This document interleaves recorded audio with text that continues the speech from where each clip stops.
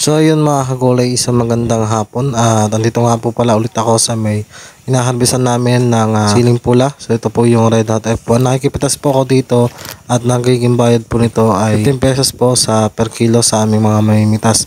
So ito po mga kagulay, kaya ako naman po na i-video hanggang dito sa may siling Taiwan. Napakita ko po sa inyo yung siling panigang na marami po nagtatanong kung ano bang variety yun. So pakita ko lang muna sa inyo itong aming hindi natapos na pipitasin. Bukas meron pong babalik dyan at ako hindi na rin ako makakabalik dahil nga harvest naman namin ng panigang at saka sultan. So ngayon nga mga kagulay, dadaan kasi ako doon sa panigang na yan. Ipapakita ko sa inyo kung gaano nga ba kaganda ito. So ito nga mga kagulay, nakikita nyo ay nagtitimbang nga kami at ito na nga yung ibang na-harvest na siling pula na Red Hot F1. Ayaw din naman ibigay ni Lola kanina sa akin. Kanina. Balik pa kayong dalawa ya. 22. Oo, naka-22 ka. Ay, yung Dalawa. kasama yan sa'yo. Isama mo na. Sama mo na si Isali mo na. At dito nga mga kagulay ay pinag-isa na po namin para po may karga nga po ito sa kariton.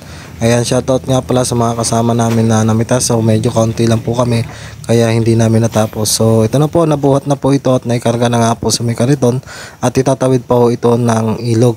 So ngayon nga mga kagulay, ito na po yung ipapakita ko sa inyo siling panigang na Chai Tai at marami nga po nagtatanong kung ano nga bang variety ito. So yung company niya ay yung Chai Tai at ang kanyang variety naman niya ay yung Patriot F1. So sa mga nagtatanong, ayan nakikita nyo. Ito pong tinamnan na ito mga kagulay ay halos 1,000 area lang po ito. At makikita nyo nga na medyo masinsin din yung naging tudling. Kasi nga mga kagulay, ito ay parang sample lang o pagtatry lang kung okay nga ba itong Patriot F1 sa lugar. So sample ay mahangin din. So makikita nyo naman na okay naman siya at madaming bunga. Dahil nga mga kagulay ay natry na po namin itanim to. So baka sa susunod na taon ay magluluwang na po at ayusin na po yung pagiging tudling nito at luluwangan para po makasingaw yung mismong puno. So ito kasi try out lang at ito po ay pinagpunlaan po kasi ito ng sibuyas. Kaya parang sinunod na po siya sa tudling po ng sibuyas. Kaya ngayon makikita nyo halos nagdikit-dikit na siya at sa sobrang kapal nga po niya ay nagsalubong-salubong na. So sana masubukan nyo rin po itong Patriot F1 at talagang maganda at malakas po magbigay ng bunga. Kahit sa lugar po namin ay napakalakas po ng hangin.